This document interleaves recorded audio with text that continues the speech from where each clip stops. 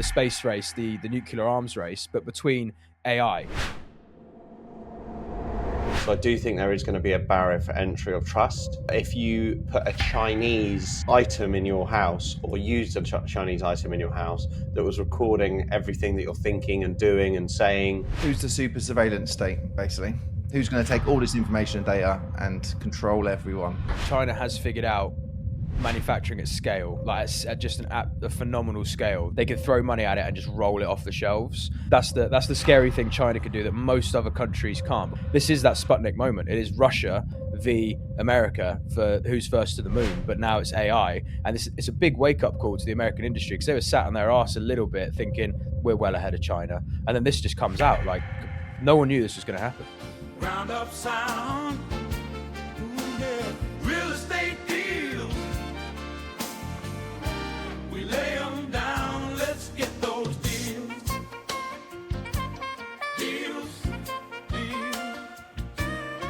Deals making money, baby.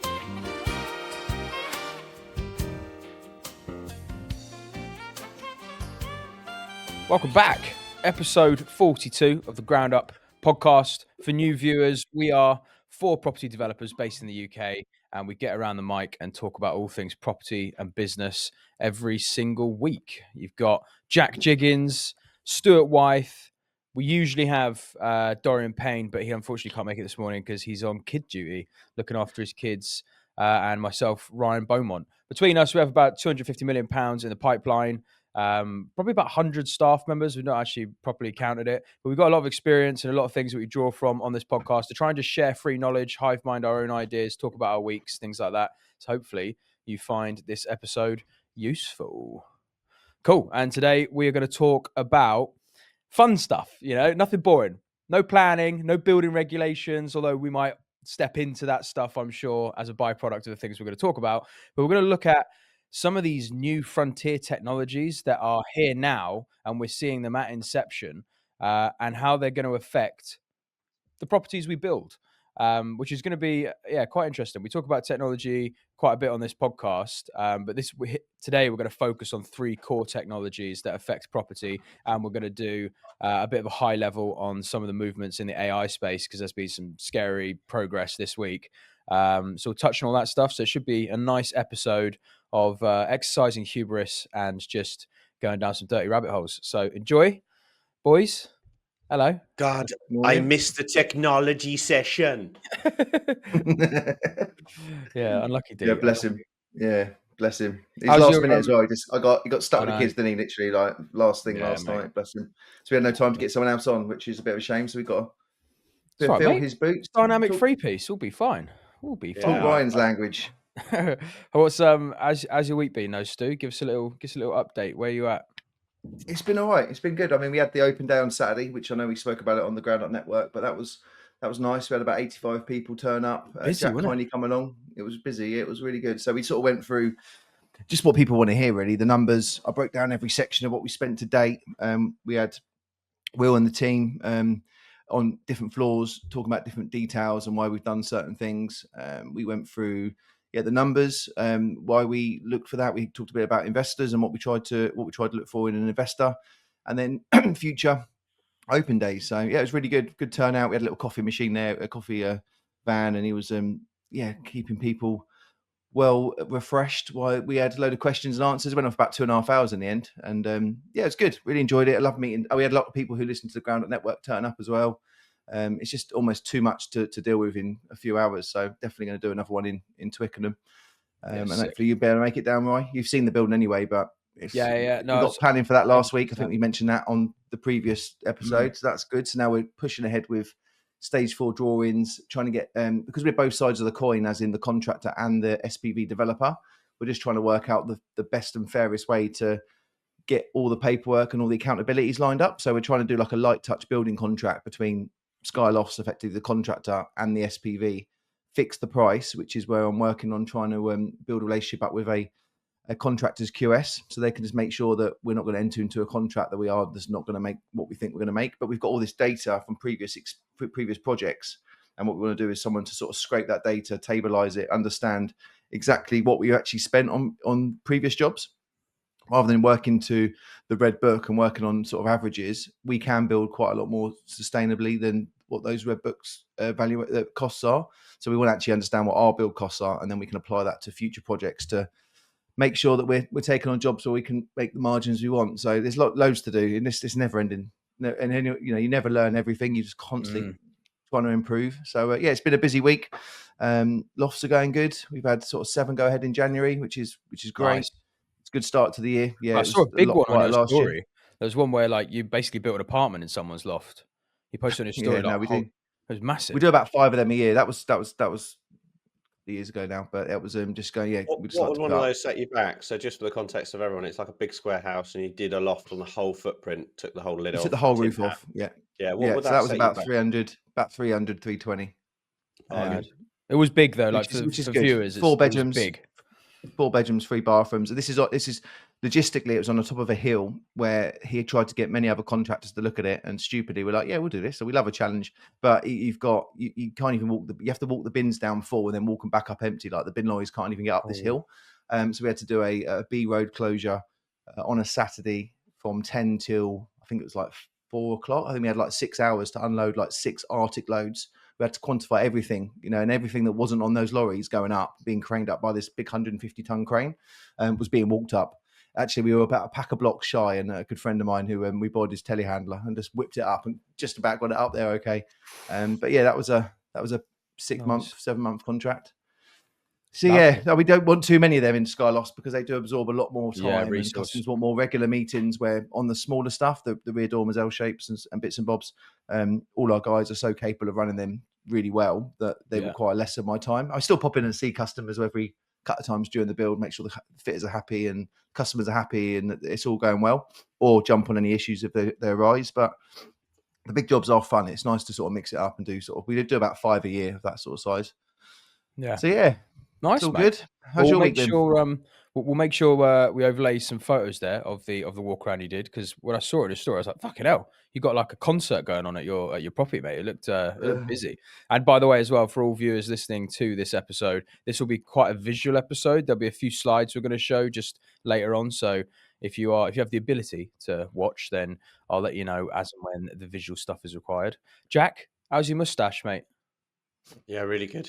Real good over here, man. How's a week been as well?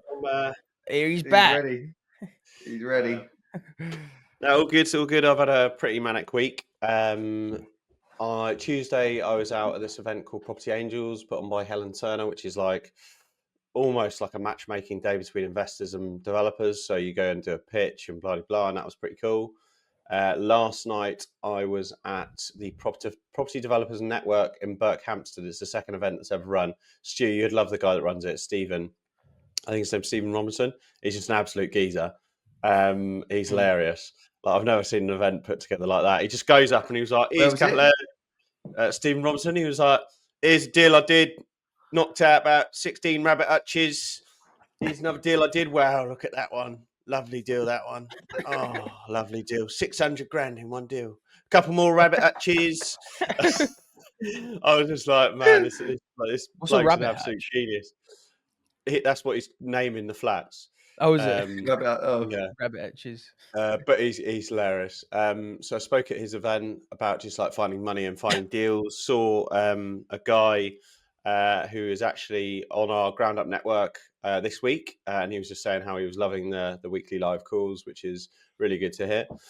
Banging. And then today later on going to Yorkshire for the night, and then off skiing Sunday. So I'm just literally like trying to cram as much stuff as I can in, like catching up work. Obviously today's end of the month, so got shitloads of payments to make. But trying to box a few things off, but trying to focus on those high value tasks. I've set myself a challenge, but by summer I want to have 50% of my diary as choice items.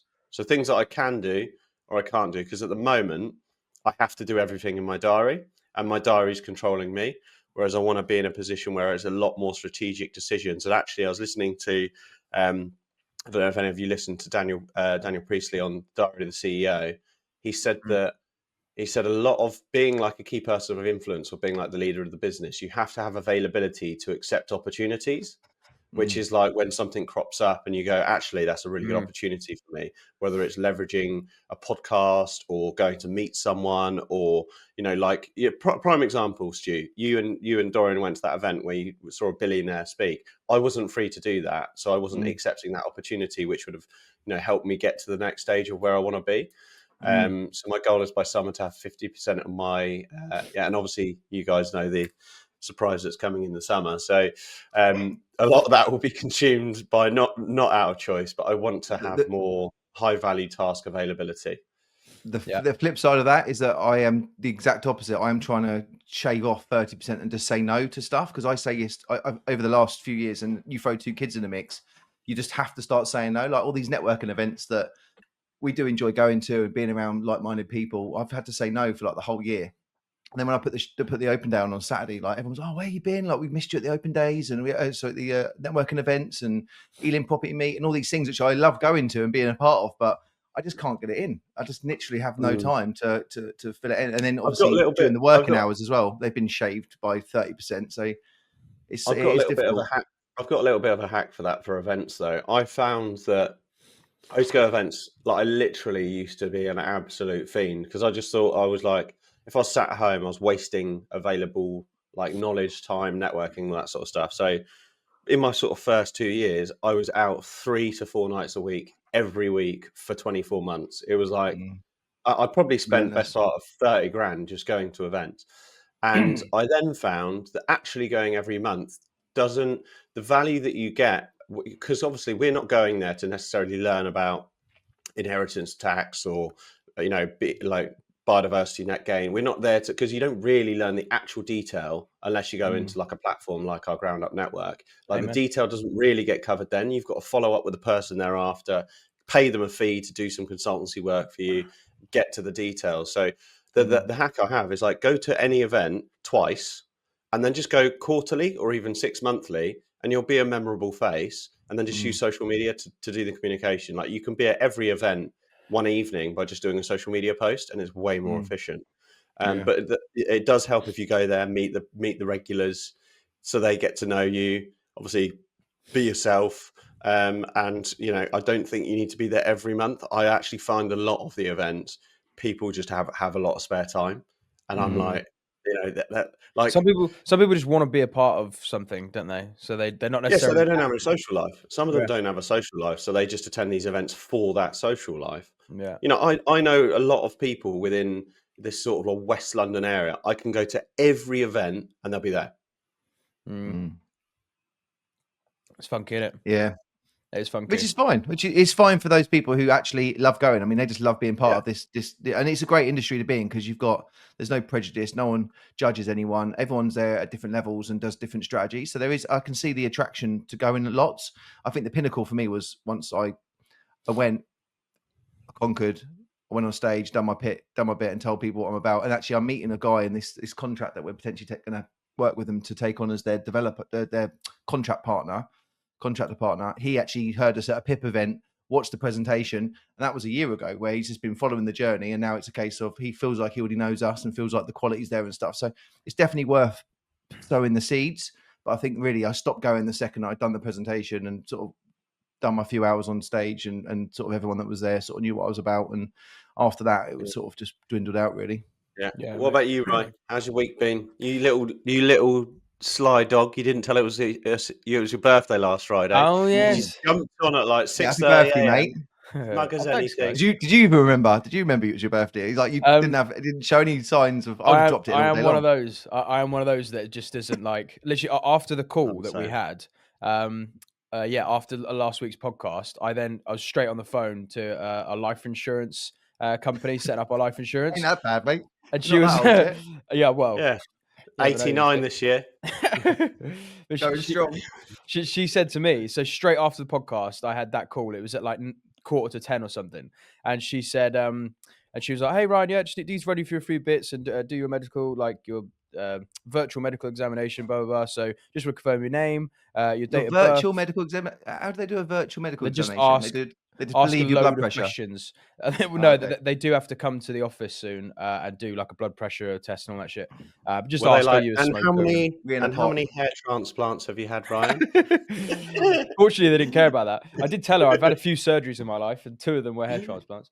But yeah, but she asked me almost straight away, was, what's your date of birth? And I was like, it's 24th Jan 1996. And she went, okay. Oh, it's your birthday. Happy birthday. And I was like, shit. Yes, it is. And because no You one did had said actually it to forget it me. was your birthday? Yeah. I didn't really compute. I knew it was my birthday, but I just didn't really. I just don't compute my Don't care. birthday on the day. Yeah. Yeah, it's just not. I mean, Not a thing. let's just before you fill us on the rest of your week, like, how does everyone else go about their birthdays? Because I'm not like sentimental about specific days. I'll just be like, Yeah. oh, we'll go out for a meal on Saturday, or I'll celebrate Saturday. But Mhm. that day, I'm just in just normal day. Yeah, but Literally. basically that's what happened last week. I said, I always tell everyone, don't bother buying me anything. I don't need anything. I don't want anything. Don't bother getting me a present. Obviously, Mum and Honor will always get me something. They're always going to be like that. But I said, let's just do paddle on Sunday. We'll go Yeah, play some sweet. paddle. That'd be fun. And that's basically what we did, mate. So Happy yeah, birthday, mate. thanks, Yeah, happy man. birthday for last week. Anyway, Thanks. carry on for the Cheers. rest of the week. This Week week, older. I find myself interested when we talk about like these things about keeping opportunity free in a diary and things like that. And I do find myself having time if I want to do things, but I generally like just solving the problems as quick as I can, like looking at the business and going, where's our weak spots? And just trying to go in and solve things. And there's definitely this Jan where we've obviously coming back and there's a lot of growth. We've done like 7 sales this month on some big sites as well. And it's just like prepping the business and going, where's the weak spots? Where are we vulnerable? And trying to fix them. And this week, particularly, we were looking at we're doing a lot of data analysis on our sales funnel now that we've got like a considerable amount of data in there, and just building all the right formats and templates and Excel sheets so that we can now plug and play our data each month. And we can then do some accurate forecasting based on conversion rates, show rates, and all that sort of stuff. So that's been quite fun to dig into the weeds of that and just see where we are based on the stuff we've thrown at the wall over the last 6 months. And now that's set up and ready, which gives me a lot more confidence. It's always still, I'm sure you feel this way with the lofts. Like you always want to know where your pipeline of sales are because you're like, you've got that sort of nervous feeling of like, oh, I need to make sure the next 6 months booked up. I need to make sure I've got this pipeline delivered. So like, where are we on the sales? Because it all starts there. Like, where's the nurtured leads and where's this? So I want to have a good grip on that. So that's been most of my week doing that, really. Meeting clients as well and things. On that note, yeah. So when you're running a business that's constantly requiring, it's a balance, it's an art, and that anxiety of having enough work for the people you've got, and then making sure that they're priced right, and then making sure that mistakes are covered, and that you've got a pipeline of like 3, 4, 5 months in advance. That is an art where, and then obviously you get too much work, so you need to take more risk and take a new fitter on, and you've got to make sure that you nurture them and they don't hinder the business. Yeah, it is quite an art. But back to what you just said about trying to stay busy, I think if you ever with that mindset where we all want to stay busy, and I think deep down it's because we feel like we are we're not validation, but it's another word for it, where we just basically we need to feel like we are busy and our diaries are full, and that we get the most out of life by feeling that way. Yeah, it's very easy actually to turn it off completely, and I've done it once or twice over the years before, and it's amazing how quick that you actually have so much time available just by stopping. And then it actually feels even more uncomfortable than just being busy. And I think once you go over that chasm of actually going, I know that I can get up every day and I've got stuff to do, and you just make the most of every day and week, that when you do turn it off, like a bit like retirement, and you go, actually, I'm going to stop building, and all of a sudden, yeah, the income will come in and you might live a slightly better life and have more time, but that actually free time is more scary than just being busy. And then you just sort of plow through the work you've got. And then every time there's a gap, an opportunity, it just gets filled. And we just, it's that a lever very, accelerator just, it is a very difficult.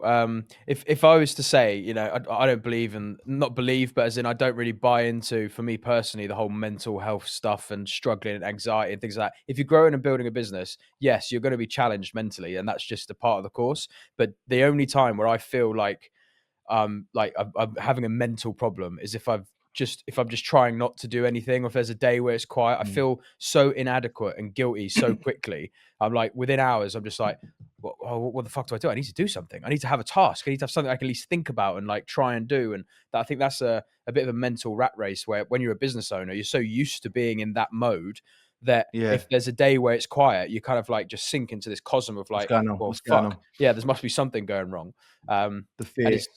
I think you've got the benefit of more years on us, as well as having kids. So you've had to prioritize making church and state very separate and being able to switch into this mentality. Because I don't have kids, that I don't feel like I've got any responsibility personally. My responsibility is all in the business. If I had kids, though, I would be like, okay, I've got kid time. I would I think I could compartmentalize, but until then, Well, throw a shit ball. Dorian has that same issue, like you said about Yeah. the Sunday night thing. I know he's not here to talk about it, but yeah, he's openly said on the podcast that it gets to Sunday evening and the anxiety kicks in of all the stuff that's got to be done this week and Yeah. next week, and all the risks. And it's the what ifs and the doubt, which is everyone suffers from the doubt factor, which is obviously turns into fear. But fear is literally false emotions appearing real. So I mean, and it comes down to the fact that I've had awkward conversations with customers. I had to go to their house and explain something that may not have gone right, or no, I'm going to get a telling off. It just happens, you're like this shit happens. But the second you've gone and faced it and you've dealt with it and you've dealt with it face on and you've come up with a resolution, you just feel enlightened, or you feel so like the weight of your shoulders, of the weight of the world's off your shoulders. And you just can't learn. You just got to be in all these circumstances, build a stronger, put your stronger foot forward. And it just takes time. But yeah, I mean, obviously I've got 10 years on you guys, and it never gets 100% easier. But I do sleep a lot easier these days, knowing that if there's a leak on someone's house, it ain't the end of the world. It'll keep me up all night. If it was raining and there was a problem, or I'd have a missed call at 3 a.m. Like it's like stormy or rainy days. I mean, still bother me even just because of the cost. You're like, how many fence panels are down? How many leaks are there?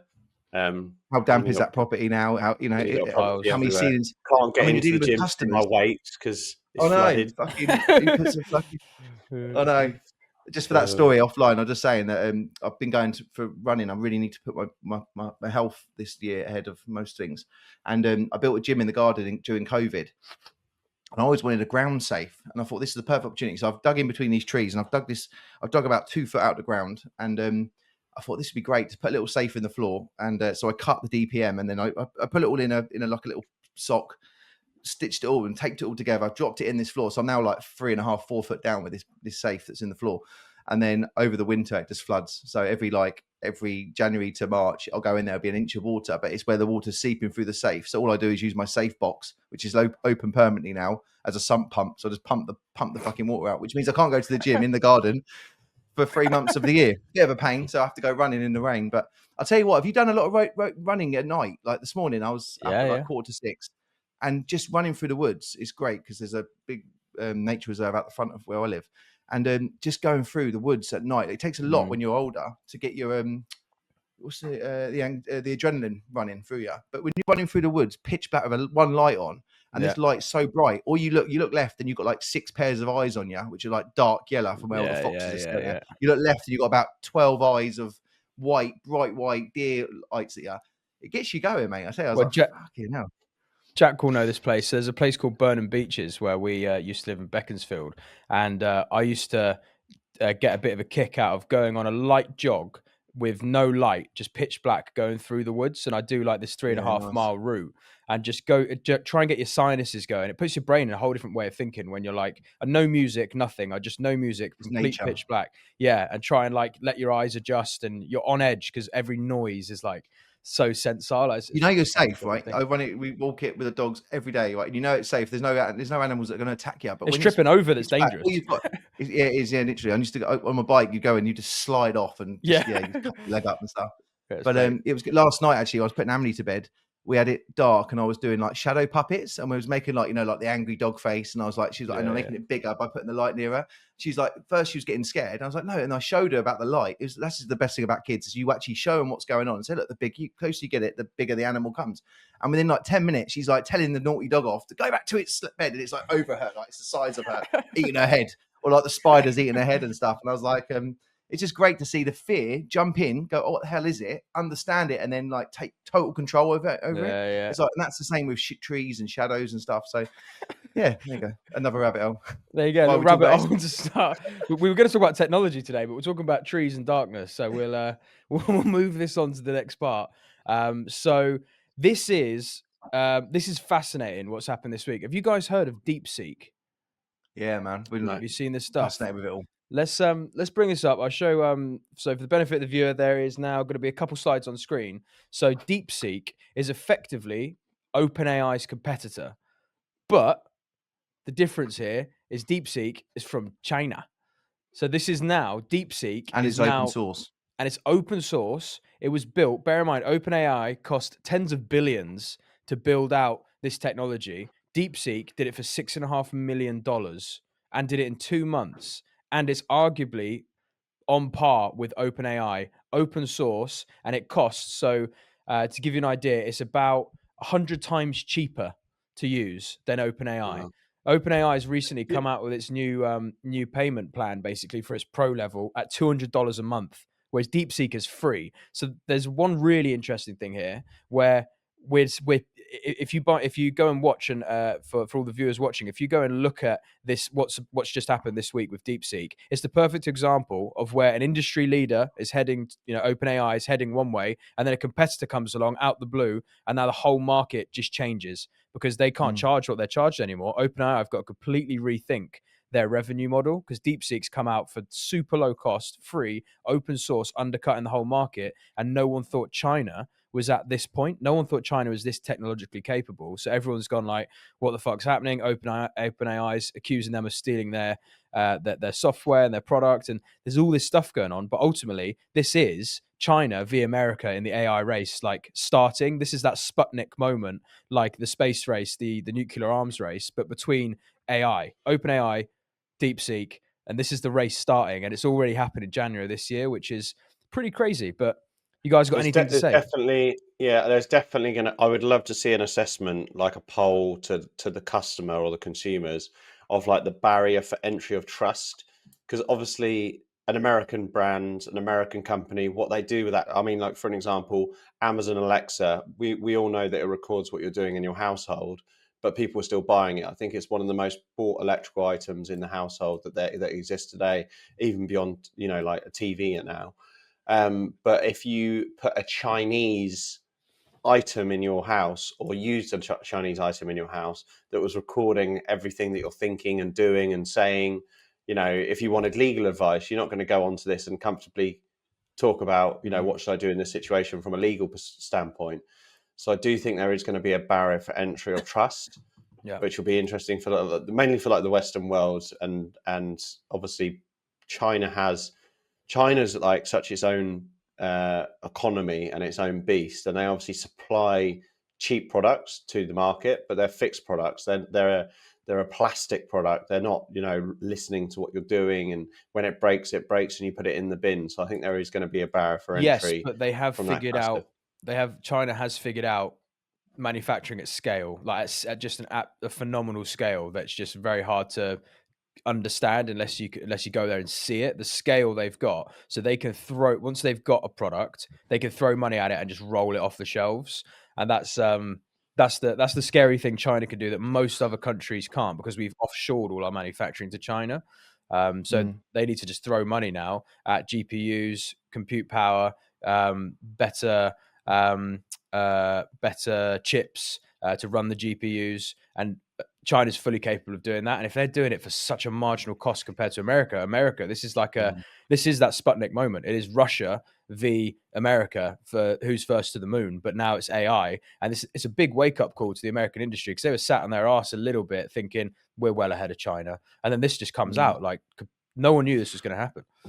There's a few things. Lots of crazy people. Lots of crazy people in China. Can we do that, AI? I love going That's on fucking uncanny. I don't get him sometimes. That's uncanny. There's a few things about DeepSeek, right? So obviously it got announced.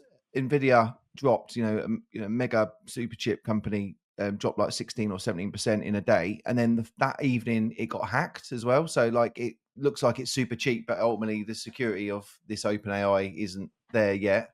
And also it'll come down to the race between the silicon chips. So I mean, obviously, if they take over Taiwan, which I think is one of the biggest silicon manufacturers in the world, that will be a big thing to see what's going to happen this year. Most advanced, yeah.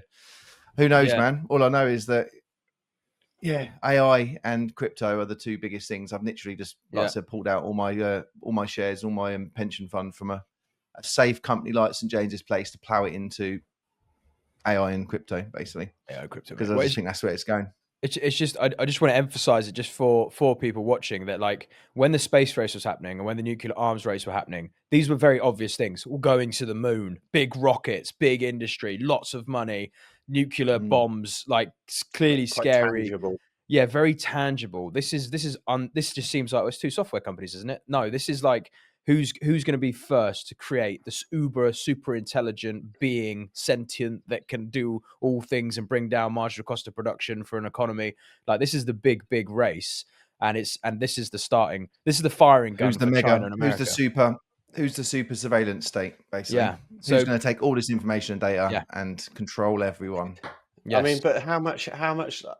Like, obviously, so I've been to China, and the minute that you land in China, they block a lot of your like phone apps. So WhatsApp doesn't work over there, Instagram doesn't work over there. They're obviously quite a controlling. I mean, it's the whole point of their sort of running of their country, right? But you can use WeChat, where they can see everything you're doing and everyone you're talking to. Yeah, exactly. I mean, WeChat's just basically their version of WhatsApp. So I actually still have WeChat. But I mean, so I just can't see that. Okay, name one item in our everyday life that is from China that we use. iPhone. That's Everything. The technically screen we're a looking US at. company created in Made in China, though. So I'm talking about.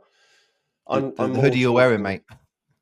No, this is from Everything- It's from Durham. It's from Durham. This is high quality stuff. Come to merch stores. It is high quality. It's very high quality, I must admit. I'm more talking about more talking about the brand that we entrust in. So the brand, Yeah, sure. so I'm not talking about. So obviously, Apple get a lot of their stuff created. Whether it's they're actually moving most of their manufacturing to India now, but that's just to cost them to bring in hardware. I'm talking about the concept of a product. You know, cars, phones, network, toy manufacturing, the food we eat. Toy manufacturing. Yeah, I mean that's pretty much the only thing. Yeah, it's the main thing. And but that's branding geopolitical as well. The branding is still actually English or like English. But their plan wasn't to build the brands. Their plan was to buy the brands, wasn't it? I mean, they own like Rolls Royce. They own Tata Steel. They own the China own everything. And their plan was to basically plow the price down so much. I'm not sure the other companies become everything. They own a lot, man. They own all of Africa. Yeah, I know they own a lot. All of Africa. They own all of Africa, mate. I remember going back there in 2007, 2008, and all the African people were like, mate, China are just buying all the train. They're buying all the rail. They're indebting the infrastructure. They own the infrastructure. But they're doing what the IMF did. You know, it's no different. They're doing the Standard Oil of Africa. Yeah, just basically to own all the railroads and going, right, we now own you. And we own all of Africa, all the land. They own so much. But their plan was always to drill the price down so much that it become uncost effective for anyone else to compete and then buy the company they're up against. Yeah. But no one thought that they were this far ahead on that. Everyone knew that they were this huge manufacturing nation, obviously, that they could drive down the marginal cost of production on manufactured goods because they just have cheap labor and a massive amount of facility and capacity in their country. And they're efficient, and they're really efficient. And they're efficient, and they work hard, and they're, you know, I give them a lot of credit. It's just technologically they weren't this far ahead, and this is like a big wake up call because it's like, oh shit, they're actually a lot closer than we thought. What they have got going for them is population. Is so you know and that's obviously why America has grown. You know, America is like as old as a HMO that I own, but the reason that they've progressed so far is obviously because of the populational growth and that compounding value. And it's the same with China. You know, when you have more people, there's more likelihood of, you know, yes, you do have the sort of dregs of society, but you also have more geniuses, business owners, workforce, and building its own sub economy. Like, did you see that there was like a high rise like motorway that collapsed in China, and they had it back up and running and usable in 32 hours. So it's basically this like 20-meter tall bridged motorway that was going over this, like, I don't know whether it was like a valley or another road, collapsed, and they got all the teams on it. They did it like segment by segment, concrete casting it, and within like 30 hours it was repaired. And when you actually you can YouTube Wow. it. It's crazy that how efficient they are. Yeah, it's And they phenomenal. also obviously built the biggest hospital, I think, in like a week in Pandemic. Wuhan when the pandemic hit. But it did They're just collapse. super efficient. It did collapse. Yeah, The and they hospital fell they down. did. Yeah, but they probably rebuilt it in 30 hours. Yeah. Their view is build it less good, and then Yeah. if it needs repairing, it doesn't take as long. Yeah, exactly. But yeah, I What's mean, a warranty? it's a space to watch this year. It's definitely a space to watch this year, and just follow this race because this is the Sputnik moment. It's going to be quite fascinating to see Are how you much guys it going to use shakes it? up America. No, absolutely not. Because by Yeah, the I way, won't. as well for anyone watching, OpenAI, obviously, when you use that, you are basically just think about it simply. You're giving America your data using DeepSeek. You're giving the CCP your data. Exactly. So just It's The going to other be thing as well be crowd with volume, isn't TikTok, it? you know, look at America trying to ban TikTok, and then they just come straight out with the next thing. You just can't ban technology. This is Yeah. I mean, the data and everything. We're TikTok just being was, listened to all the time. but this is the funny thing though. TikTok was this huge threat. It's really political, and the last few weeks it's really ramped up. And then DeepSeek comes out, and now it's like, well, hang on, TikTok's no longer as important. We need to watch this thing now. How can we get this thing out of our country? Because DeepSeek is way more undermining to the US economy than TikTok is, and that's saying something because TikTok's powerful. But DeepSeek being open source, almost free, all that revenue that was going to OpenAI and the tech industry in America is now just going over to China at like a lower cost. And it's crazy stuff. Crazy stuff. China. But let's go on to the next bit now. So now we're going to do a bit of fun, man. A bit of fun, bit of creativity, and we'll look at some of the technologies that I think are going to change the way we have to design our buildings. And I feel like we can have some interesting dialogue here. And the reason this has become the topic of today is because Darlington has been named the first place. So for the viewers' benefit, I'm based in Darlington. Our business headquarters is in Darlington, and we operate everything from Darlington outwards. So this is quite cool for us. House prices are set to double. Set to double, mate, because of these deliveries. But Amazon has picked Darlington as the UK's first location for drone deliveries. So that's, postal packages and things like that going straight to people's houses from a drone. And they've got a huge warehouse literally the other side of the town from where we are. And there's a little article here. We'll do a little quick read of it. So Amazon has chosen Darlington as the first location in the UK to see parcels delivered by drones. It says it will now start the planning process for initial flights from its fulfillment centre to the outskirts of the town. The planning process for drone deliveries must be fascinating. Like, how do they have to agree flight paths and stuff like that? I wonder what that looks they like. would have to. Yeah. Have to. There's a local airport here as well. It would probably be easier to create a no-fly zone in the town centre location. Probably the easier way. Yeah, possible. But there's a Teesside airport is like maybe a mile and a half away from the Amazon Centre. So I want to see if I can find that planning application, see what they have to box off. But yeah, it says the online giant had previously promised it would start a drone delivery service by 2024. The Civil Aviation Authority, so i.e. regulator, has still not come up with the rules on how commercial drones can safely be used for deliveries. And this is it's so funny that Amazon... That'll be 6 years, I reckon. Exactly, yeah. It's crazy You wager a guess between us? I reckon it'll be up and running this year. I don't feel like Amazon would let it become like public domain in this way and push it if it wasn't close to being ready. But I don't know. I don't know if they are actually starting the planning process now, or if it's like they've done a lot of conversation. Surely they have to do a public consultation for this type of thing, so they have to make it public. Yeah, that's a fair point. I reckon this would be years. I also just to take a step back of like the actual concept of it. I can't see how filling a van of parcels and it has a route is less efficient than individual drone like delivery. I can't see how tonnage. So with a van is obviously a hell of a lot heavier per pound to carry its own weight plus the goods to get to and from a place, whereas a drone is a linear line and is carrying nominal weight itself relative to the package, because the lift that it gets from the propellers is way more efficient than the combustion in the car. So it's just like super more efficient on a cost per energy standpoint than a van. Obviously, and no man. Jack's saying electric van. If you had an electric van with 10 packages in, that's going to take a day to go and do 10 packages, or 10 drones from one location doing 10 separate flights? No, Which but one would be more one efficient? one drone could probably do it's the those 10 concept of a deliveries. train. It's the exact concept of a train. Why do people go to London on a train? I know there's obviously traffic, but it's so that everyone isn't driving one car. Therefore, it's more economical to all get on a train. It's like similar concept. I can't see how that. And Speed actually, would be the only thing. Elon Musk got asked in an interview, "Are we going to be traveling by drone or like air in the future?" And he just said it's too loud. He just said that the biggest limitation to us sitting in a little drone helicopter and flying to the office is just it's so loud. Yeah, The but air noise is so he's loud. I've seen him talk about this quite a lot, but the thing that he's not necessarily thinking of, where he's not at the forefront of propeller technology, right? He's not necessarily in his businesses, he's not necessarily looking at that. There are drone companies out there who have found ways to, and continuously finding ways to, massively decrease the air dispersion from the drones and the propellers and the noise. And there's different kinds of propellers and shapes and ways they can produce energy and create that lift that they need to carry their weight pound for pound. And they're getting more and more efficient, quieter and quieter. Over time, there'll be new propulsion techniques used. I just think drones they're going to be the easiest and most efficient and most in demand way to travel around, because they're so much quicker. We just I just bought another drone. So we've got the DJI. I can't remember what one we got an XP service, but quite a big one with big like monitor screen controller. And I just bought another one for obviously like business stuff and like house walkthroughs and bits and bobs.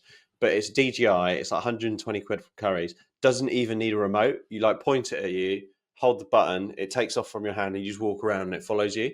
It's absolutely mental that like the leading which is also Chinese, China, DJI. yeah. Actually, that's what you should have said, you boys. DJI. Yeah, DJI, Probably yeah. the leading manufacturer Drone in technology, drones. which, by the way, America is worried about, because they're the leading manufacturer in drone technology for domestic use is a Chinese company, which is kind of scary. I mean, one like weird, like crazy thing to think about in drones. Imagine, like, obviously you've got this redneck that tried to shoot Trump at this rally. Imagine if you just had a drone come in and just drop a little bit of gas in front of his face. Like, there's nothing to say that you can do that, and that's like going to be modern warfare, right? Yeah. Where like you could literally be a mile away, flow this thing in. Actually, most of the boys on site have got assault rifles. You're not going to pull down a drone with that. You need a shotgun, and at the end of the day, that thing could go. Yeah, they're going to have to create EMP. defense mechanisms locally for that. Yeah, but when you look at China, imagine having a war where you've got like tens of thousands of these drones coming at you. I mean, it's just insane. I mean, that's the surveillance state that they're worried about, isn't it? Yeah. Yeah. Do you remember? I'll tell you what the best form of attack is for a drone. Do you remember when we were in Mipham last year and Bless Tino put up in the area's £2,000 drone and was flying it around? Seagulls were trying to attack it. pop it. Yeah, it's funny that seagulls and pigeons. Yeah, it's good.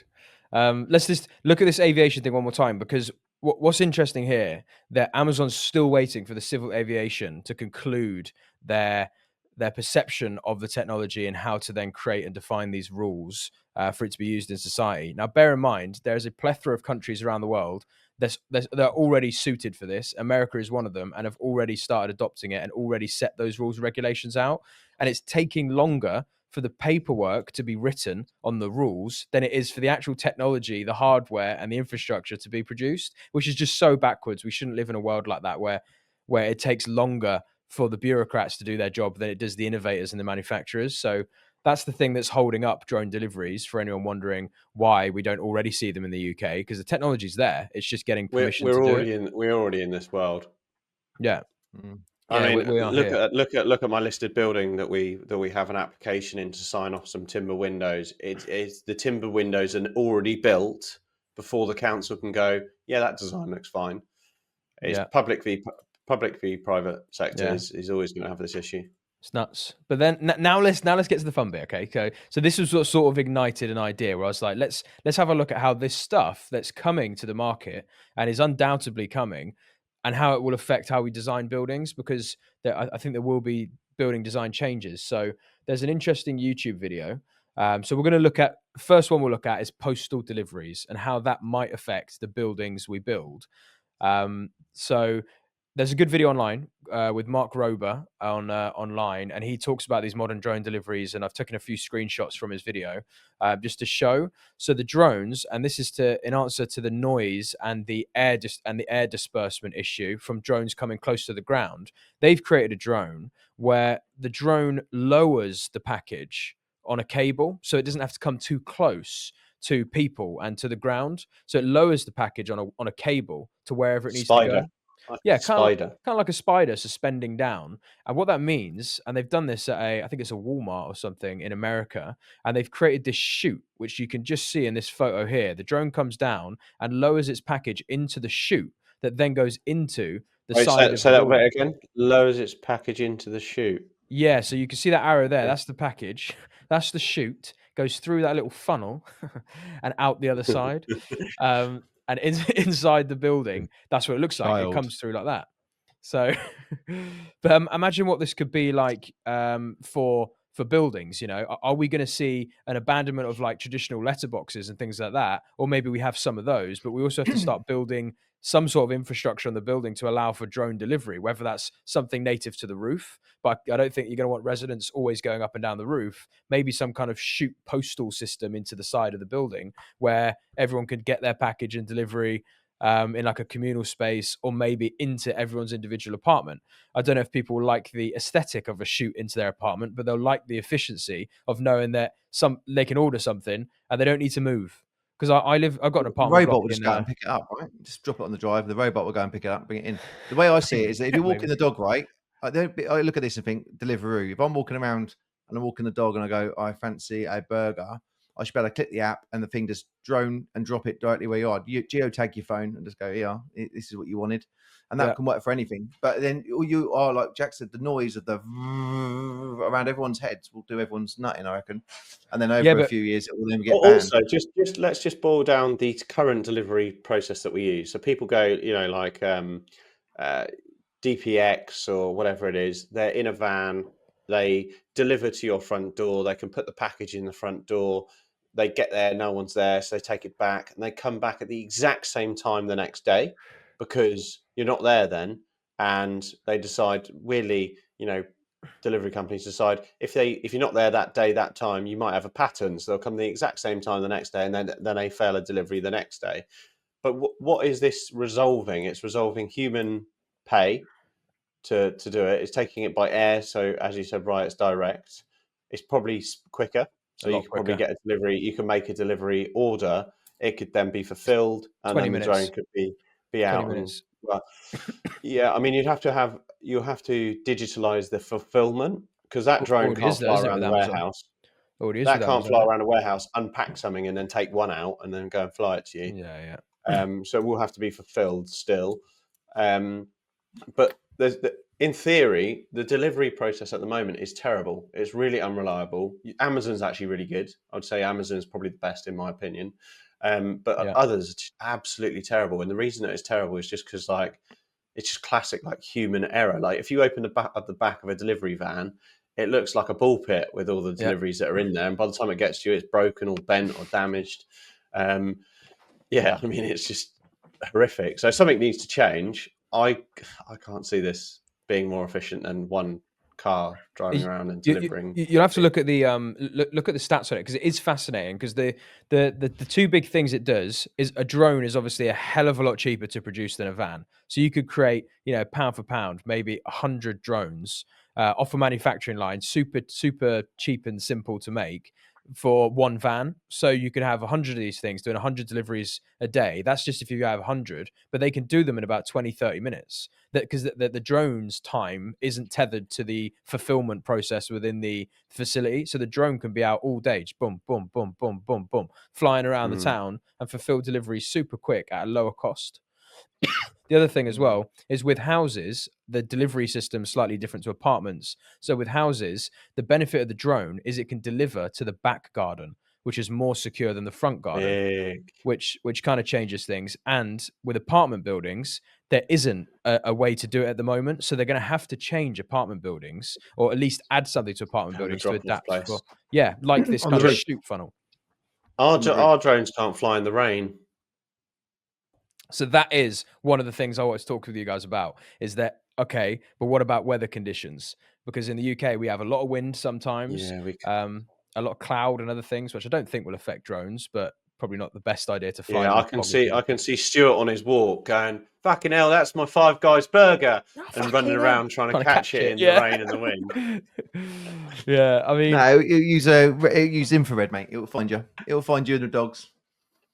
yeah, Yeah, it will. Yeah. we're talking It's about wind speed is and the only rain, reason. Stu, not location. We Cloud. I do want go about from like cloud. If it's location foggy, point. they're going to find you. Yeah, It'll no, find you. it'll be able to see. Yeah, it will be able to see in cloud and no visibility. But there's There, definitely wind and stormy weather yeah, could stop it there isn't. So to counterbalance that, if you just Google aeroplanes landing in the rain in the wind and in the rain, wane. Wayne. Wayne. um, In the Wayne.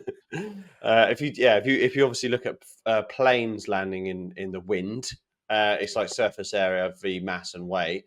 Drones have a massive surface area for their own weight, so they're really bad in weather conditions where it's windy and rainy.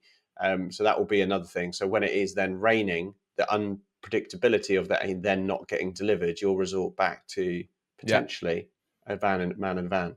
Yeah, I think Or a there's always robot in going a to be, van. Or a Roby in a van. or a driverless van with with a robot in it. I mean, there's definitely there's definitely something there to say for stormy weather and things like that. That there's going to have to be a hybrid delivery process, because if it is, I think drones are getting better at dealing with high winds. You know, we've got a drone, and it automatically recorrects itself, so it kind of stays like that in the sky, even if it's super windy. It knows where to stay, but there'll be a level of wind and rain, particularly in the UK, like in the Wayne. winter months. Wind and wane, Yeah. in the winter months, where it's going to make it harder. But what do you think in terms of building design? Like, you know, say you've got a building currently, like you might have a huge tall apartment building. Would you, you know, if the demand is there for people to want these drone deliveries, are people going to have to do that? Are people have to start thinking about it? Developers and planners start to think about adding in these kind of shoot mechanisms or different kind of postal Yeah, I service? mean, look at EV charging. So in Reading Borough Council, you cannot get a unit approved unless it's got an EV charger approved on the application as the detail. That's just the way the world's going. I think, yeah, you're gonna have to adapt. Yeah. Interesting. Postal deliveries. Now let's go on to the next one, because this one's also quite Tell you fun. what, that's kind of a business opportunity, really, because like with cycle stores or things like that, you have to fit a standard spec of that cycle store, which is a Sheffield cycle stand. On every development in the UK is normally spec to a Sheffield cycle stand. I've actually got quite an interesting story about cycle stands. I'll tell you about shortly. But maybe like producing like a government approved one of these would be a really, really good Well, idea. are you saying basically you become like a kind of a specialist contractor, where you go to a building owner, and you say, I can Just to fit this shoot. for you? Yeah, I can fit Just a to shoot. shoot, yeah. Yeah, that's interesting. Yeah, there is an opportunity there. It's like that guy. Are you going to want? You're not going to want everything you get delivered to be put down a chute. I just don't see it. Well, it will depend on the product, wouldn't it? You know, if it's like some tweezers or something, you probably don't care. If it's like a glass ornate vase or something, then yeah, you probably want that done a different way. Which is why there will always be a hybrid, but it will take a lot of pressure off of the deliveries on the roads, which cleans up the congestion on the roads. There's an advantage to the council and the government for doing so, and also Less Amazon fossil is fuels. less fossil fuels, cheaper for Amazon, so they're going to want to push this from a regulatory standpoint. I think adoption is inevitable. The flight level as well, like you could make the flight level. So I think helicopters are like 900 foot, and obviously you could go up to like 400 foot on the flight path, and you won't hear it at that height, but you will have all these things flying around thinking, is that a fucking seagull? Oh no, it's another delivery. Oh, it's Stuart's burger. What was, do you think, the decision making process for it to be Darlington? Like, what do you think they were like, right, it's got to be somewhere up north, because they probably won't believe it's a drone. People die. It's got to be, it's got to be somewhere if it crashes People, into someone's people are more face. perishable up here. They don't.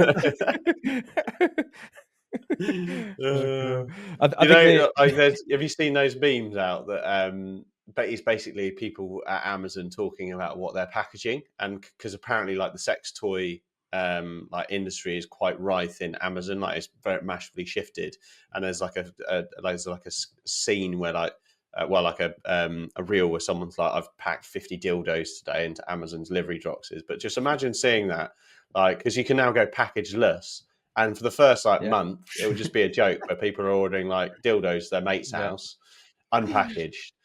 Actually, a this drone. is Flying around the this is sky. this is one of the points actually about the efficiency thing, because it's flying in a drone and the package doesn't need to withstand, battering and wear and tear in the back of a van. It needs far less packaging, and there's It'll an be incentive suction for less backed, packaging. surely. Well, it No, would depend on it the won't be item. a cardboard box. It'll be suction backed, surely. Yeah, it's like a little bag basically that's in there, which is good because that's far less material that needs to be used and more efficient for Yeah. Amazon, which means less cost for the consumer. So I think it's Well, not apart from inevitable. what your neighbours know you're ordering all the time, though. You got fucking flying dildos, mate, going around everywhere looking for a seafood package. Going fucking. The neighbours are at it again. Coming to Darlington soon. Can't wait. You can just imagine it. Someone with their trousers down, sat in front of the chute. I'll be there in a minute, honey. Fucking hell. I think that just in answer to your question, Jack, the reason for Darlington, and I don't fully know why they've chose Darlington, but there's a huge Amazon fulfillment center here and another one not far up the road, and it's probably just because it's a less busy area than the south, less people who probably object to it, and I think they just want to see that market adoption in a new place. So, and Ben Houchin, the mayor here, is amazing. He's a Tory, super forward thinking, brought loads of investment to the area, and he's probably been pivotal to helping this happen as well. So, but let's look at the next thing now, which is transportation. So transportation. I'm not bringing any sexual toys into this one. Yeah, we'll try. We'll try behave ourselves. try. So look, transportation. So let's now look at that drone, the same drone technology of lowering the cabin rather than the drone coming down. There's also something to be said. Emergency services initially, like paramedics, and being able to pick people up. Essentially, drone comes over, drops down cabin, put them in cabin, come up straight to hospital, which is obviously a lot more efficient than an ambulance. So I can see emergency services adopting things like this, but also in the limit, and this is not necessarily going to be something easy to retrospectively build into old apartments or old apartment buildings, but surely if this service is there, then I can imagine there being some sort of helipad system on the top of the building or around the base of the building, where if you want to go somewhere, you want to get a taxi, it just comes straight above, you literally walk out your door, in you get, off you go. And then that's going to take again even more transport off of the roads. Yes, there is going to be this question mark about how noisy, how much air disbursement will there be? Is that going to create some weird artificial winds in certain areas with certain building shapes? But China's already rolling out 100,000 of these humanoid drone literally like Ubers and taxis, and there'll be a good pilot project. And if that makes them more efficient as an economy and as a people, then I think it's natural that we're just going to adopt that over here as well. So let's just couple that, the idea that you can now by drone transport away from your building or your house, but also couple that with driverless cars, which are going to mean you don't really need the kind of parking requirements you need at the moment, multi-stories, subterranean car parks, all this kind of stuff, because people don't own a car or need a car. Particularly in built-up urban areas, a car will just arrive and you just get in it. There's no driver. It's going to be super cheap, and off you go. So between those two things, Champagne. and have some champagne on the way. So how do we think building design will change? Thinking of these two things, just for fun, Go on, Stu. Well, I think the first one, if you go back to the first slide about having a helicopter, I mean, that looks great until you've got high winds and you're swinging around in that thing. That is going to be quite a journey. Yeah, you need a hybrid, don't you? You need a hybrid, yeah. But this is great, and I love the idea of having these drones on the top of buildings, and we can sort of build that into existing and new build sites. On the second one, I totally get that. I mean, Musk is already saying that these units are going to be like 30 odd grand, and people who can afford them will buy one, and you'll just basically you'll say it's not in duty anymore on your phone, and it will then go off and pick other people up, and they've got self-cleaning ports where they're going self-clean, and then you just call it back when you need it. But if you're going to you can make 20 grand a year by owning a 30 grand car. So you might have one, you might be able to commercialize one of those per apartment block. So you'd have two that were there for the people who want to use it. And then it just takes and ferries people in and out. So rather than trying to have one parking space per one bed or two per two bed, you might have one parking space for 5 flats. And you make that a condition to say that you have to use communal car park sharing schemes with those developments, which allows you to get more mass or more building, more units on a smaller parcel of land, especially in the southeast. It's just so hard to get the parking requirements unless you're going to start, and cheaper to build, and cheaper. Yeah. Cheaper per So unit delivered. It'll be cheaper because you don't need to build a parking space, particularly undercroft parking and stuff like that. It'd be really expensive, right?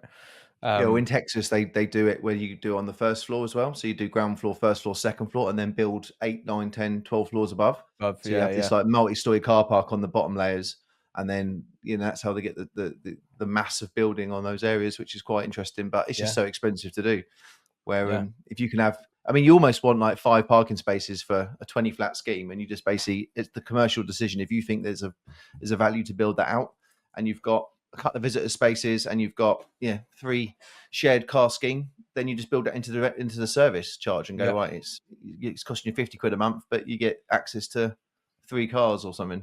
Yeah. I just find it quite fun the idea that like a future building that's designed in this way to cater for sort of drone transport is rather than go to the basement for your car park, you're going to go right to the top floor onto the roof, and you'll probably walk out of the roof. There'll be like a helipad, and you just get in, off you go, and that's going to be just call it way on to your phone. It transport. turns up, and also for deliveries as well. I see that being more of an opportunity to drop the parcels on the roof, which is more secure. People with access to the building can get up there, and then you just have a little movable floor deck that just goes into your little bay, and you just got 12, 15 bays, and you just stick your stuff in. You got your parameters. It just drops it, and you go up there. Yeah. And because this is currently an issue for apartments. At the apartment building I'm in London, in Fulham, the foyer and the concierge area, they just end up getting littered with packages for the building because sometimes the Amazon delivery people either lazy just chuck it there or can't get it up to the apartment, so they just chuck it all in the foyer.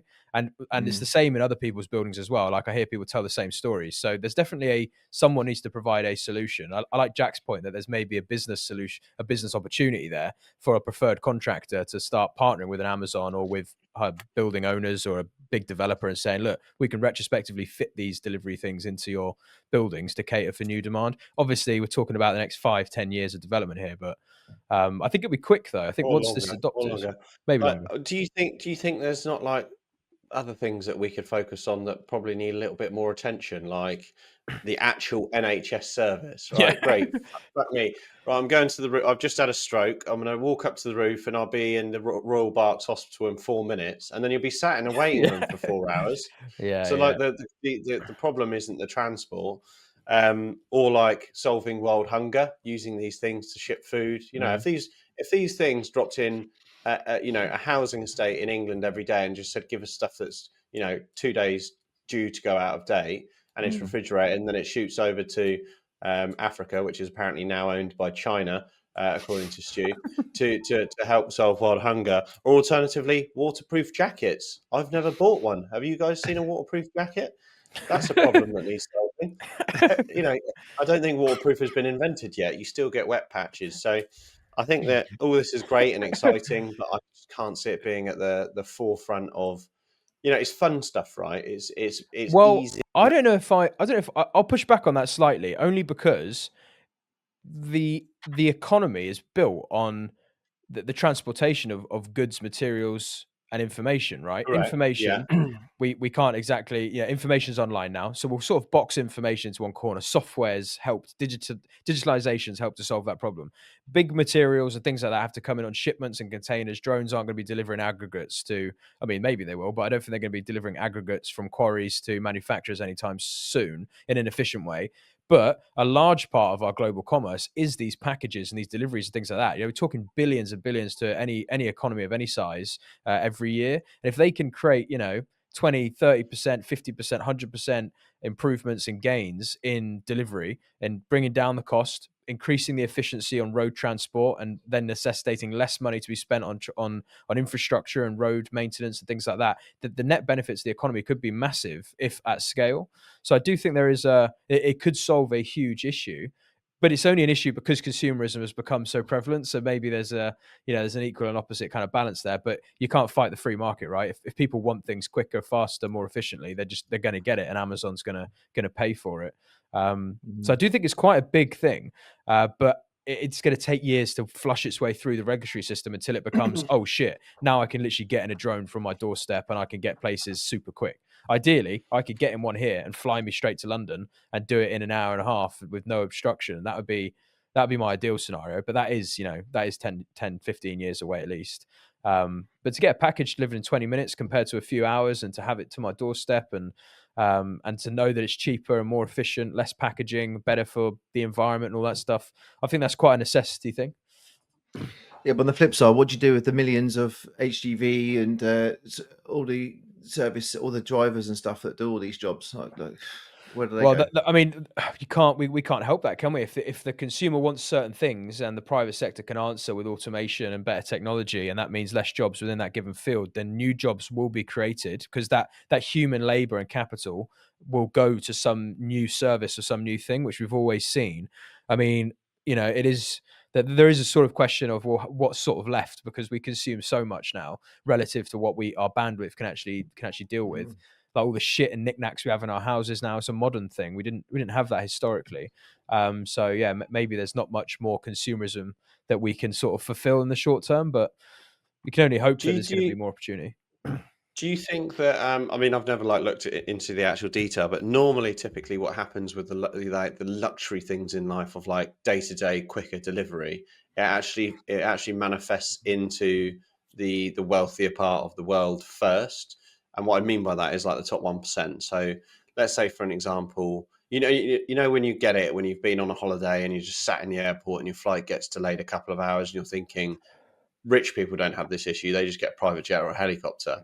This is kind of this concept is obviously making the helicopter a little bit more efficient and eco-friendly from that perspective, because obviously a helicopter isn't necessarily that eco-friendly as it speaks. So do you not think this will first move into that space where people that are really wealthy are flying around in drones first, and then, because the thing is, for the UK public to create this for ambulance use, it's just crazy. And one thing that I've never actually understood about ambulances, why don't they make them twice the size and they don't go back to the hospital? They just treat them there and then in the back of the van.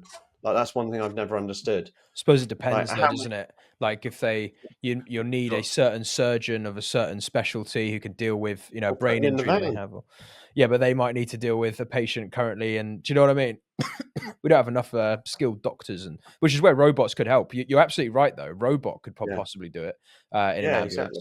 Yeah, that could be possible. Yeah, I mean, most of obviously you have specialist surgeons, but the point you need surgery, is very rare that you're in hospital and you go in a bed the minute later. Most panic things, you need recovery or to counterbalance what you're doing, and that's normally the kit that's in a hospital to revitalize that problem. So I think you're touching on a really interesting point, though. The idea of mini hospitals with super efficient in the sky, yeah. Or just in the sky, they just fly and deal with the issue where it is. Yeah, I think that is interesting. Yeah. Maybe there's some in it. I mean, but this is what happens, isn't it? New technology comes out. It starts off being just delivering dildos to your front door a bit quicker, and then suddenly we suddenly we innovate the NHS, and then we've got these mobile hospitals with drones. And do you know a really cool concept I saw in the States, which I was just like, why isn't that here? I absolutely loved it. And it's basically, if you're moving house, rather than you go to a storage place and you haul all of your stuff to that storage space, and then you move house and some of it's still in storage and this, that, and the other, you get it dropped right in front of your house. So for weeks before you move, you've got this massive box outside your house, which you just progressively fill with all of your household items. And then when it's full, you call them up and go, we're ready for that to go to the new house now. And then it gets dropped off at your new house, and it's right outside your front drive. And then you just unload it at your own will. You try doing that in a mid-terrace, mate, in Hampton with no parking. And stuff, obviously, the people that buying a terrace house do not benefit from that. You've got to be buying a detached house, semi or detached. Yeah.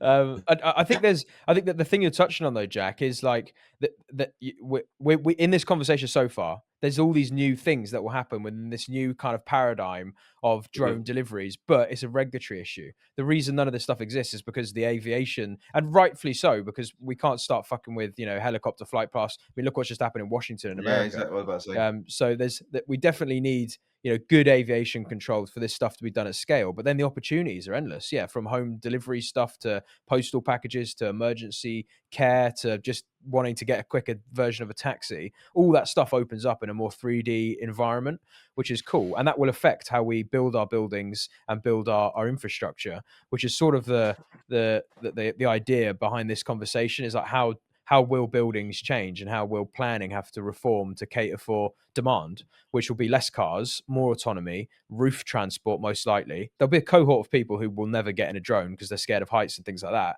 But there'll be a lot of people, I'm one of them, I'm sure you guys are probably one of them, where if I can get in a drone and it gets me somewhere in five times quicker because I don't have to get onto the M25 or the M40, I'm going to do it because it's going to be much easier to get around and less cost on taxes and infrastructure because we don't need to maintain roads and other things as much. Although I wonder if there's some other degradation that's not being thought of yet from air transport, like maybe there's some other issue or infrastructural issue that causes.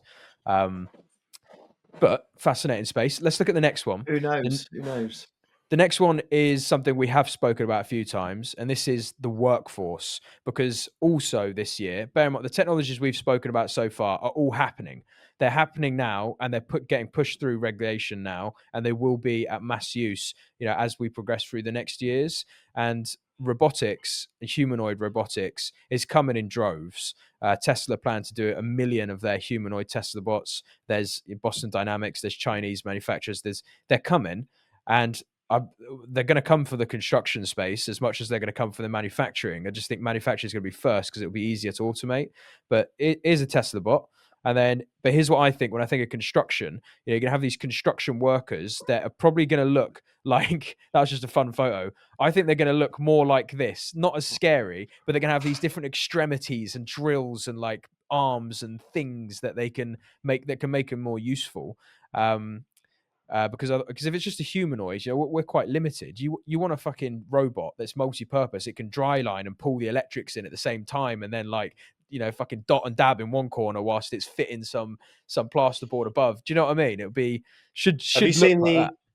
Have you seen the assisted backpacks you can get that like Hilti have them? So it's basically like a electric powered hydraulic mechanism you wear on your back, like a rucksack. You like strap yourself in and it attaches to like your lower bicep sort of upper arm, and wherever you move it assists your movements. So if you're holding like a power tool, it's taking like 70 to 80% of the weight of that power tool. You're obviously doing the guidance of it. And you can get ones with like an anchor that goes over your head, and that is then on a string drawer. So if you're then going into the ground, it's holding the weight. So it's kind of like the hybrid of exactly what you're showing, right? I mean,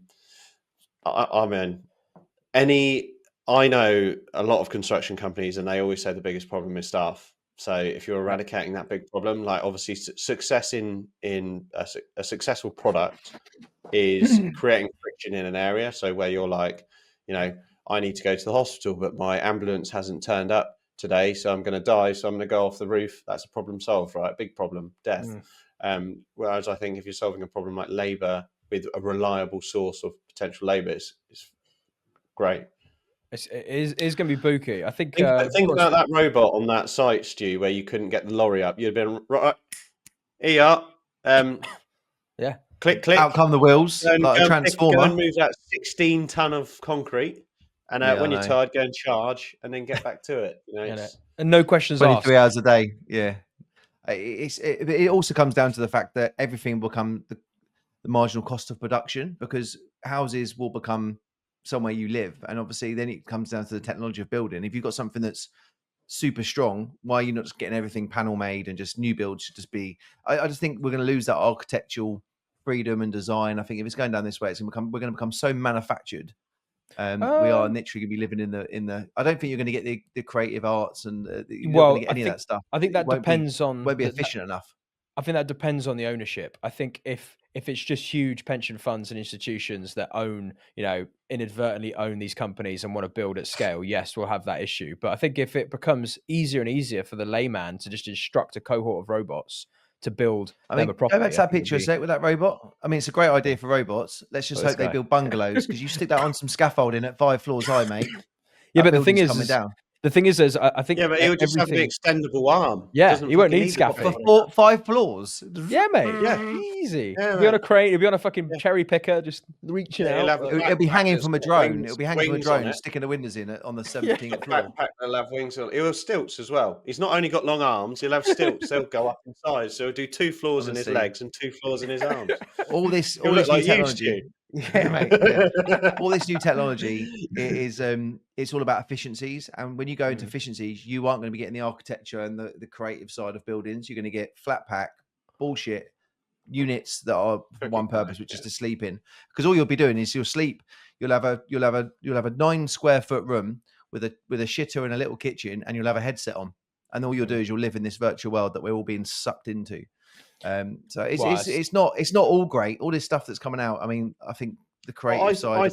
I think since COVID that has actually shifted a little bit. That people are spending more of their disposable income on experiences and being around people physically because they just got 50% so of the fed up time. with, like the digital world. Where they have to, I don't know if we talk about this online, but when you said about 50% of your diary to be exposed, do we do it online or offline? I can't remember. Yeah. But when Yeah, you said that's about trying to create 50% of your time to have the opportunity, and for you, that is exactly how this is going. 50% will be living in a box, and 50% will be living in the future, or living in virtual reality, and 50% will be experiences and lakes and camping and being around people. And that's the way it's going to go. And eventually it'll become 90% living in the virtual world, and 10% will be almost a privilege to go out for a walk with a dog. I don't know.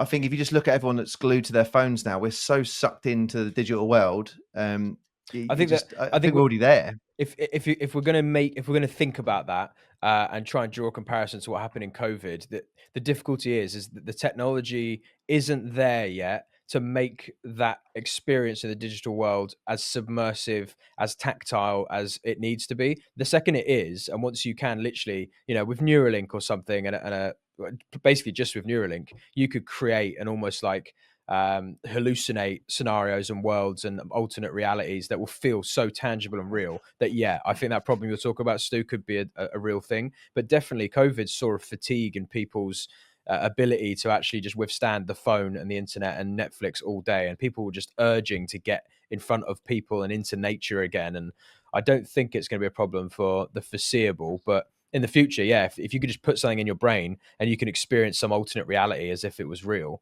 then you might have people just staying in their bedroom, and because there are cohorts of people that do just stay in their bedroom now just with an Xbox. You wire them up. That's the drug, is that you get to live in this unreal reality, and people want to be there. I mean, just look at go on the train and just look at everyone on their phone. Literally, you just take your eyes off your phone and stop watching YouTube. I mean, I live on YouTube now. I listen to podcasts all day, and when you sit in the public space, you just can't. I can't believe it. And in China, when you're on the underground, it's 100% of the people on everywhere you look, everywhere's glued to their phone, and then they miss out on all the nature. So even though you might be in nature, you're still not. Very antisocial people. Yeah. In China. Who knows? Mate. But what do you think with construction though? Like, because I think ultimately new build construction will probably not be as many humanoid robots as it is just methods of construction that are done in automation. Like there'll be some kind of machinery that's dropped on site and it just kind of self builds. But for retrofits or maintenance work or domestic refurbs and things like that, I think they're going to have to be some kind of humanoid looking robot to just get into doorways and get in and around the building and be, have the kind of dexterity that you need to get behind a toilet seat and all that kind of stuff. And I think there will be robots built for the construction sector. And when that happens, that is going to be fascinating because we don't have enough workforce to fulfill building at the moment. So there's a huge demand for this. Like the demand to have, builders' costs be lower to build our infrastructure, to build our houses is going to be massive. So the second there's a company, and I reckon we'll see it in the next year or two, we'll see a company that goes, we're designing a robot just for builders, and it's going to be the perfect DIY man.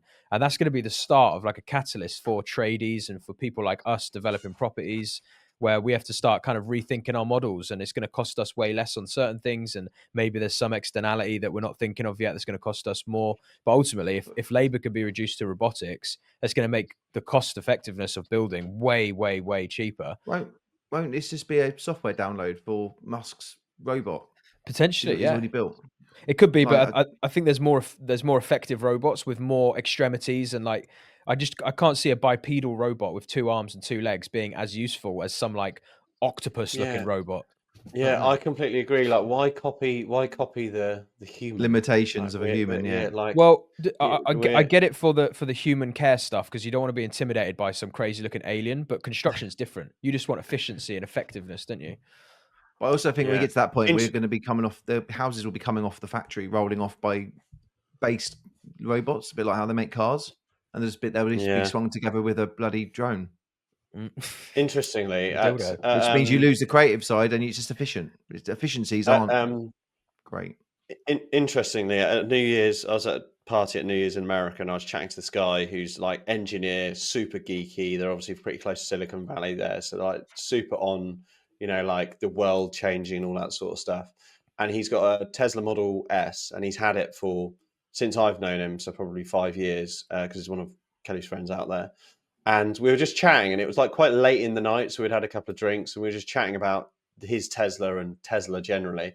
And I was like, would you ever, what would be your next car? And he said, well, I don't think I'll sell it because I've got the, indefinite charging, because he bought, with Unlimited the rights electricity. when he bought it. And I said, what about when the batteries go? And he said, well, I changed the batteries. And then there was a moment there, I just thought of something, and I was just like, so basically you've bought software. Yeah. Because if everything on that vehicle changes, but your number of what's membership you are, you're technically bought software. And it literally blew his mind. He was like, I've never thought of it that way. If you do replace everything, because eventually pretty much everything apart from the external frame, unless he has an incident and that has to get replaced, he's literally bought some software. And that's kind of like the biggest shift, if you actually think about a car is a depreciating asset that needs replacing. But for a Tesla, it's something you bolt on whatever's coming up in the future, and you are you've basically got a lifetime subscription to that product, which is crazy when you actually think Tesla. You're driving around in a computer, basically. Elon talks about this in his shareholder meetings for Tesla, and he said he predicts that when FSD, so full self-driving, becomes ubiquitous in most Western countries, it'll be a huge wealth transfer for people that own Teslas, because all of a sudden you can monetize this vehicle. And like Stuart was saying, you could make 20 grand a year. You might have bought it for 30 grand, but if this thing can now do 20 grand a year in revenue, or possibly more, then suddenly the thing's worth 100 grand. And all these people that own Teslas, of which there's already millions out there, suddenly they could double, triple, quadruple, or even 10x in value just based on the fact that you can now rent out the car. It's kind of like assetizing the car to like a different level from what we would usually think about a car, where it's a depreciating asset. Now it's a monetized cash flow producing asset. And that's a regulatory thing, isn't it? The second FSD is approved and they've got the tech there embedded in all these cars to do it, then suddenly your car's worth so much more, which is quite an interesting shift, because cars have never been looked at that way. Car is just a car and it depreciates over time. You get a new one. That'd be different with Teslas. What do we think, though, guys? About I want to know, like, particularly with the. I mean, I experience would get one 100%. You'd get a robot that could start building. Yeah. I think we should all chip in and buy I'll get one for.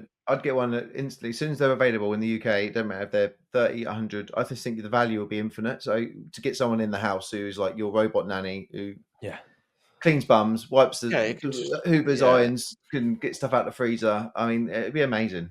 Cleans bums. Free up so much time. Cleans bums. Completely agree. Baby bums. 5 this morning, mate. I was up cleaning bums. So yeah, anything that can do that, brilliant. Yeah, mate. Robots. It is a little bit scary though if you like look at the concept of iRobot, where you like might have a rogue. Like, imagine coming home and your robot's putting out the bins, and another robot over the road is like said like, your hair looks shit today, mate, and they just get in a little fight in the road. Toss up.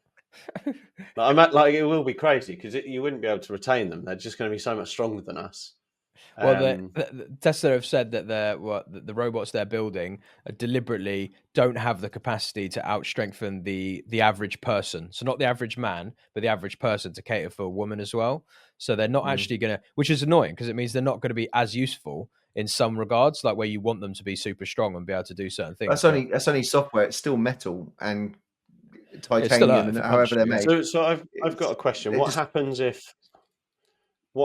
if you're at home and you got your robots downstairs and it's charging in like sleep mode or whatever it'll be, and someone breaks into your house?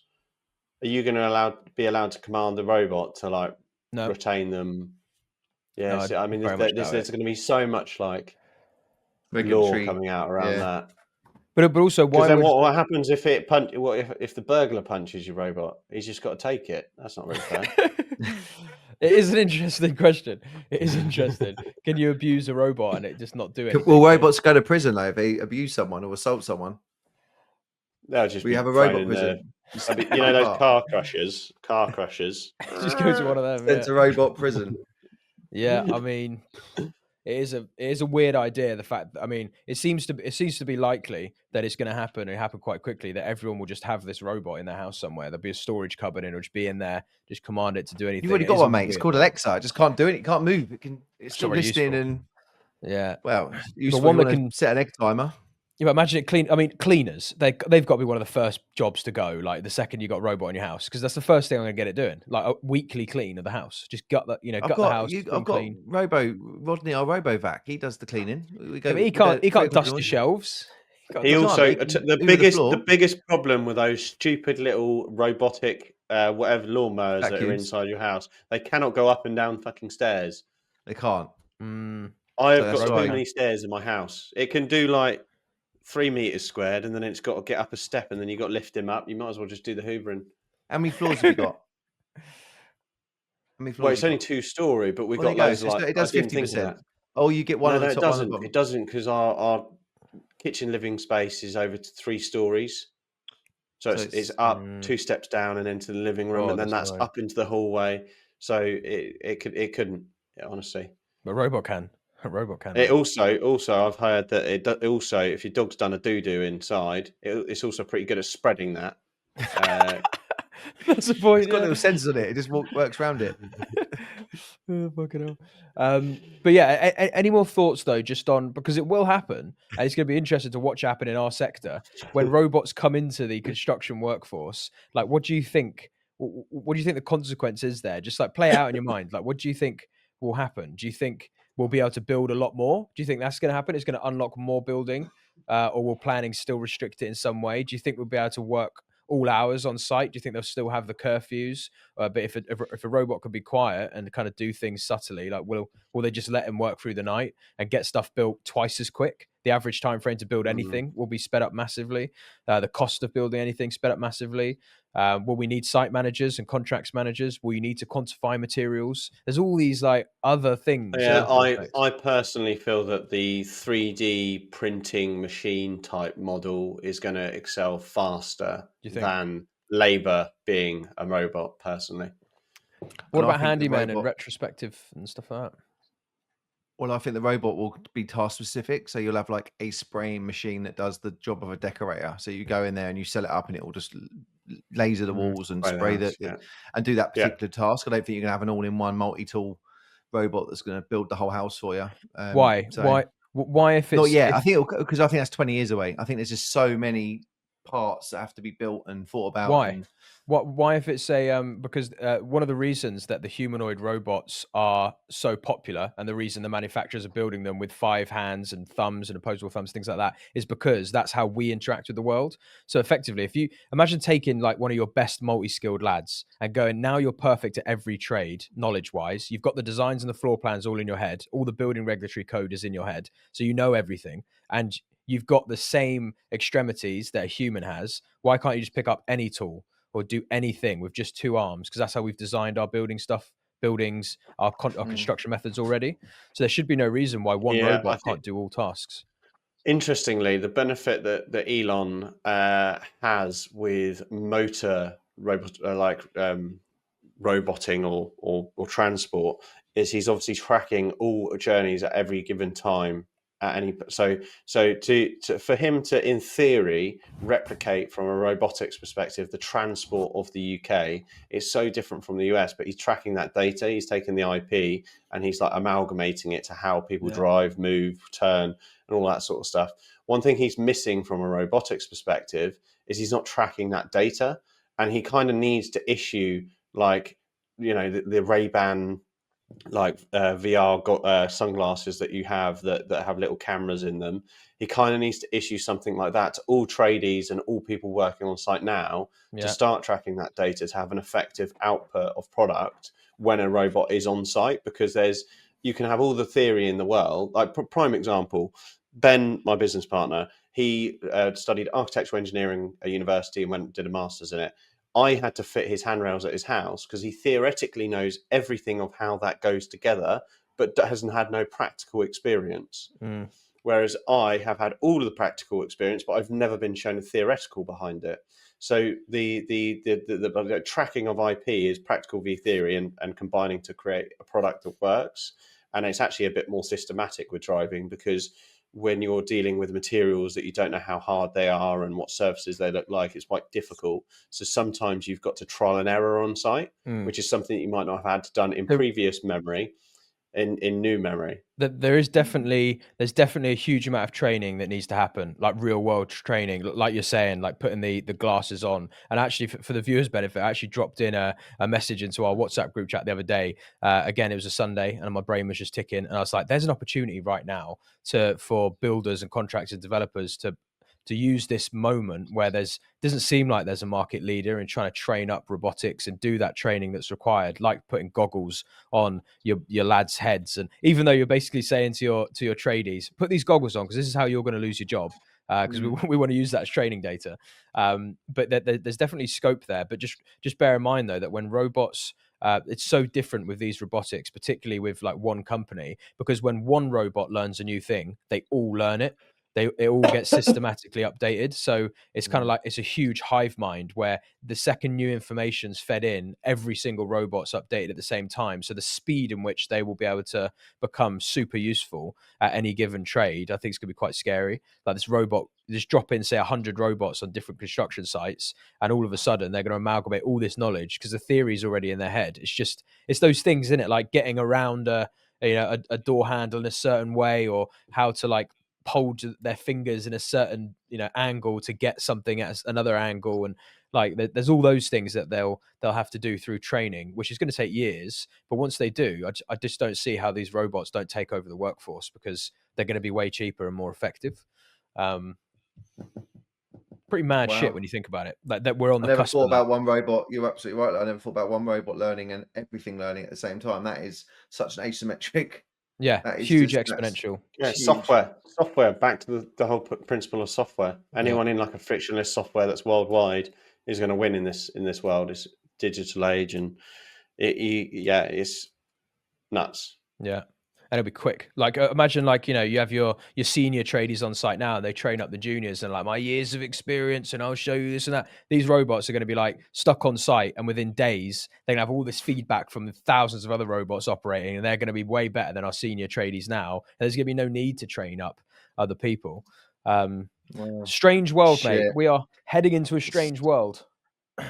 Very strange. But anyway, what would you just have interest for you from a YouTube perspective? If you won a competition, you could either get a robot or a vehicle that drove you everywhere. Right now, robot all day long. But I don't think the robots will be that effective.